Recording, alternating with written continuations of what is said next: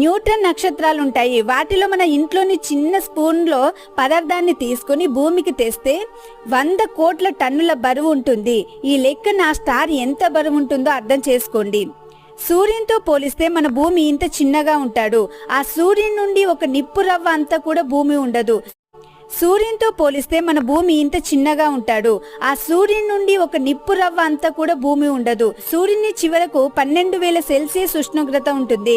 సూర్యుని మధ్యలో 4 కోట్ల డిగ్రీల ఫారెన్హీట్ ఉంటుంది. దాంట్లో ఒక రవ్వ వేసిన మన బ్రతుకు ఏంటో ఆలోచించాలి. ఇప్పుడు మనం ఎక్కడ, మన భూమి ఎక్కడ, దాన్ని బట్టి ఈ విశ్వం ఎంత పెద్దదో అర్థం చేసుకోవచ్చు. భూమి 1650 కిలోమీటర్ల వేగంతో తన చుట్టూ తాను తిరుగుతూ సూర్యుని చుట్టూ గంటకు 107,000 కిలోమీటర్ల వేగంతో తిరుగుతుంది. కానీ మనకు కుదుపులు రాలే, షేక్ అవ్వట్లేదు. అలాగే ఈ సృష్టి యొక్క పరిమాణంతో పోలిస్తే మనం కనీసం దుమ్ము కూడా కాదు. ఈ విశ్వాన్ని నడిపించుటలో